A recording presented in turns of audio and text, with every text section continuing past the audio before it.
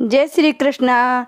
आज के समय में सभी लोग भगवान को पाना चाहते हैं, पर इतना आसान नहीं है। भगवान को पाने के लिए कई सूत्र हैं, कई नियम हैं। आज वो नियम की हम चर्चा करेंगे। आज के समय में सभी लोग भगवान को पाना चाहते हैं, पर इन्हें पाना इतना आसान नहीं है, क्योंकि आज के समय में इंसान बहुत ज़्यादा लालची और क्रोधी है, जिस वजह से भगवान को नहीं पा सकता। वैसे इनको पाने के लिए बहुत सारे रास्ते होते हैं, जिनकी मदद से आप आसानी से भगवान को पा सकते हैं, पर इसके लिए आपको काफ़ी कठिन परीक्षा देनी पड़ती है, तब जाकर आपको इनकी प्राप्ति होती है। पुराने समय में लोग भगवान को पाने के लिए कड़ी तपस्या करते थे, तब जाकर वह इन्हें पाते थे। पर आज के समय में मनुष्य के पास इतना सामर्थ्य नहीं है कि वे इतनी कठोर तपस्या कर सके, क्योंकि आज के खान पान में काफ़ी बदलाव हो गया है, जिस वजह से उनका शरीर कठिन तपस्या करने में असमर्थ हो गया है।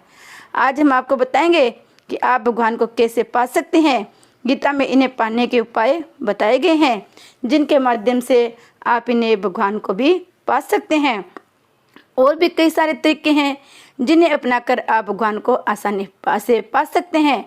आज हम भगवान आपको कुछ ऐसे उपाय जानेंगे जिन्हें करने से आपको भगवान की प्राप्ति हो जाएगी और आपको जन्म जन्मों के बंधन से छुटकारा मिल जाएगा। भगवान को पाते समय हमें कुछ सावधानियां व नियम बरतना होता है। यदि आप भगवान को पाना चाहते हो तो इसके लिए आपको कुछ सावधानियां रखनी चाहिए, क्योंकि अगर आप इन सावधानियों को नहीं रखते हैं तो आपकी ईश्वर की प्राप्ति नहीं हो पाती है। इसलिए आपके लिए ये जानना जरूरी है कि आप कौन से काम करें, कौन से ना करें, जिससे आपको इन्हें पाने में परेशानियों का सामना ना करना पड़े, आपको भगवान की प्राप्ति आसानी से हो जाए। तो आज हम आपको बताएंगे कि आपको क्या सावधानियां रखनी होगी। नंबर 1, आपको क्रोध का त्याग कर देना चाहिए, क्योंकि भगवान को पाने में सबसे बड़ी अड़चन होता है। भगवान को पाने के लिए आपको लोभ का भी त्याग कर देना चाहिए। अपने अहंकार और लालच को छोड़ देना चाहिए। यदि आप भगवान को पाना चाहते हैं तो इसके लिए आपको मोह माया त्यागनी पड़ती है। इसके लिए आपको आलस छोड़ना पड़ता है, क्रम की ओर अग्रसर होना पड़ता है। आपको कभी किसी का अपमान नहीं करना चाहिए। अगर आप चाहते हैं आपको भगवान मिल जाए तो आपको हिंसा का मार्ग छोड़ना पड़ता है। भगवान को पाने के लिए ये नियम धारण करेंगे, ये सावधानियां बरतेंगे तो भगवान में अवश्य प्राप्त होगा। अगर आप भगवान को पाना ही चाहते हैं तो इसके लिए आपको कुछ सूत्र अपनाने चाहिए, क्योंकि इन्हें पाने के लिए बहुत सारे सूत्र हैं, जिनकी मदद से आप इनको आसानी से पा सकते हैं। आज के समय में इंसान सब कुछ अपने मतलब के लिए करता है, चाहे वह फिर भगवान के प्रति समर्पण ही क्यों न हो। पर यह इतना आसान नहीं होता है। भगवान को हर कोई नहीं पा सकता। इन्हें पाने के लिए हमें कठिन परिश्रम करना पड़ता है। आज हम आपको बताएंगे आप इनके लिए कौन से सूत्र अपना सकते हैं, जिससे भगवान की प्राप्ति हो सकती है। भगवान को पाने के लिए हमारे पास 3 सूत्र हैं। भगवान के प्रति समर्पण होता पड़ता है। नंबर 2, विसर्जन। नंबर 3, विलय। अगर आप इन सूत्रों की मदद से भगवान को पाना चाहते हैं तो इसके लिए आपको 5 भाव में से किसी एक भाव को अच्छे तरीके से पकड़ना पड़ता है, तब जाकर आप भगवान को पा सकते हैं। नंबर 1, दास्य भाव। अगर इस भाव से बात करें तो इस भाव में भक्तों को भगवान के प्रति दास की तरह व्यवहार करना पड़ता है। वह उनका हमेशा दास बनकर रहता है।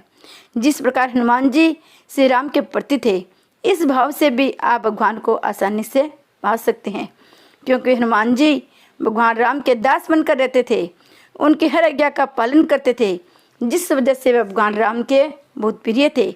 इसी तरह अगर हम भगवान के दास बनकर रहते हैं और सभी से अच्छा आचरण करते हैं तो भगवान को हम आसानी से पा सकते हैं। नंबर 2, वात्सल्य भाव। इस भाव को माँ के प्रेम से जोड़कर देखा गया है। आपको एक कहानी जरूर सुननी होगी, जिसमें एक बूढ़ी अम्मा श्री कृष्ण को अपने बेटे की तरह रखती थी। ये इसी भाव को दर्शाती है। अगर आप भगवान को अपने पुत्र की भांति प्रेम करते हैं, उनकी देखभाल करते हैं, तो वे आपको उसी रूप में प्राप्त हो जाते हैं, क्योंकि भगवान सदैव प्यार के भूखे होते हैं। आप उन्हें जिस भाव में पूछते हैं वे आपको उसी भाव में मिल जाते हैं, चाहे वह ममता हो या फिर किसी और भाव में आपका प्रेम हो। नंबर 3, मित्र भाव। अक्सर कर लोग कहते हैं हम भगवान को अपना मित्र समझते हैं, उनसे हर बात अपनी शेयर करते हैं। भगवान को मित्र समझना ही मित्र का भाव नहीं होता है, बल्कि उनके प्रति मित्रता स्वरूप में समर्पण भी रहना पड़ता है। अगर आप उन्हें अपने मित्र मानते हो तो आपको उसे उसी तरह का प्रेम करना पड़ता है जिस तरह आप एक अपने दोस्त से करते हो। आपने सुदामा और श्री कृष्ण की दोस्ती के बारे में तो खूब सुना होगा, वे इसी भाव को दर्शाते हैं। सुदामा जी चाहे कितने भी गरीब थे, पर वे श्री कृष्ण से सच्ची मित्रता करते थे, जिस वजह से श्री कृष्ण सुदामा के प्रति बहुत ही भावुक थे। इसलिए अगर आप भगवान को पाना चाहते हैं तो आप उनके साथ मित्रता का भाव रख सकते हैं। आप इसे इन्हीं रूप में आसानी से पा लेंगे। नंबर 4, माधुर्य भाव। अगर हम इस भाव को बात करें तो इसका अर्थ है प्रेम भावना। अगर आप श्री कृष्ण या फिर किसी भी भगवान से प्रेम की भावना रखते हैं तो वह आपको उसी रूप में प्राप्त हो जाते हैं। आप इसका एक उदाहरण श्री कृष्ण राधा की कहानी या फिर पार्वती शंकर जी के द्वारा भी समझ सकते हैं, या फिर आप मीरा का प्रेम श्री कृष्ण के प्रति, इस उदाहरण को आप आराम से समझ सकते हैं, क्योंकि उन्होंने भगवान को प्रेम से पूजा था। ये उन्हें अपना प्रेमी समझती थी, जिस वजह से इन्हें इसी रूप में भगवान प्राप्त हुए थे। अगर आप भी भगवान को एक प्रेमी के रूप में पूछते हैं तो ये आपको इसी रूप में प्राप्त हो जाएंगे। चाहे कोई कुछ भी कहे, आप जिस रूप में भी उन्हें पूछते हैं वे आपको उसी रूप में प्राप्त होते हैं, क्योंकि वे कहते हैं आप उन्हें अपना दोस्त, प्रेमी, पिता कुछ भी समझ सकते हैं, वे आपको उसी रूप में प्राप्त होंगे जिस रूप में आप उन्हें पाना चाहते हैं। नंबर 5, संत भाव। ये भाव ऋषि मुनियों और सिद्ध पुरुषों का था, जो भगवान को साधना के माध्यम से पाते थे। ये संत की तरह भावना रखते थे। इन्हें मोह माया से कोई मतलब नहीं था। ये दुनियादारी से दूर रहते थे, हमेशा भगवान में लीन रहते थे। आप इसका मतलब इस तरह समझ सकते हैं, जैसे एक छोटा सा बालक किसी भगवान की पूजा करता है, उसे किसी भी मतलब नहीं होता, वह सिर्फ अपने लक्ष्य पर ध्यान देता है। इसी तरह संत भी सिर्फ भगवान पर ही ध्यान देते थे। उन्हें किसी भी कोई बात का मतलब नहीं होता है, जिस वजह से भगवान उन्हें आसानी से मिल जाते हैं।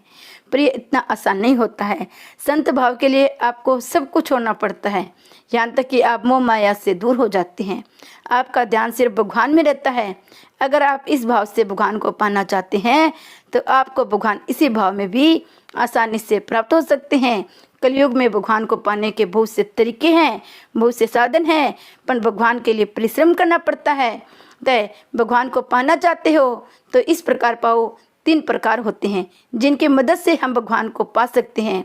ये तीनों ही तरीके हम भगवान तक पहुंचा देते हैं, बस हमें तीनों को मन लगा कर करना पड़ता है। आप इनमें से कोई भी तरीका पकड़ लो, उसके माध्यम से आप इन तरह पहुंच पाओगे, क्योंकि अगर कोई काम सच्चे दिल से करते हैं तो वे जरूर पूरा करते हैं। हम बताएंगे कि आप कौन सा भी तरीका अपनाओ भगवान को पकड़ने के लिए, तो भगवान आपको जरूर मिलेंगे। यदि आप भगवान को पाना चाहते हो तो उसके लिए आपको निरंतर कर्म करना चाहिए, क्योंकि आपको अपने कर्म से कभी भी पीछे नहीं हटना चाहिए। क्योंकि बहुत सारे मनुष्य ऐसे हैं जो अपने कर्म पर ध्यान नहीं देते, दूसरों के काम में टांग अड़ाते रहते हैं। फिर उनके अंदर इतना आलस भरा हुआ होता है कि वे कोई भी काम नहीं कर पाते हैं, जिस वजह से आप ईश्वर से उतने दूर होते चले जाते हो। क्योंकि अगर आप कर्म नहीं करोगे तो ईश्वर आपसे दूर हो जाएंगे। उनका कहना है जो व्यक्ति कर्म करता है वह उन्हें प्रिय होता है। इसलिए अगर आप इन्हें पाना चाहते हो तो आपको निरंतर कर्म करना पड़ेगा। कर्म करोगे तो भगवान मिलेगा। दूसरा मार्ग है ज्ञान मार्ग। इसके लिए जरूरी है आपको ज्ञान का अनुभव होना चाहिए। आपको वेदों शास्त्रों की पूरी जानकारी होनी चाहिए। आपको हर विषय के बारे में अच्छे तरीके से पता होना चाहिए, तो आप ईश्वर की प्राप्ति कर सकते हैं। अज्ञानी कभी भी ईश्वर तक नहीं पहुंच सकता है। अज्ञानी सिर्फ भक्ति के मार्ग पर चलकर ही इन तक पहुंच सकता है। अगर आप ज्ञानियों के माध्यम से भगवान तक पहुंचना चाहते हो तो आपको वेद शास्त्रों का अध्ययन करना होगा, तभी आपको ज्ञान होगा। तीसरा मार्ग है भक्ति योग। अगर आप भगवान को पाना चाहते हो तो आपके लिए भक्ति योग अपनाना चाहिए। इससे आपको भक्ति की राह पर चढ़ना पड़ता है।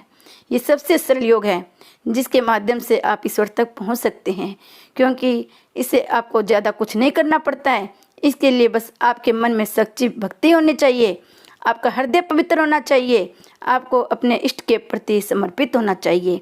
अगर आप ऐसा करते हैं तो आप अपने भगवान तक पहुंच सकते हैं, क्योंकि भगवान को प्रेम से आसानी से पाया जा सकता है। भगवान प्रेम के भूखे हैं।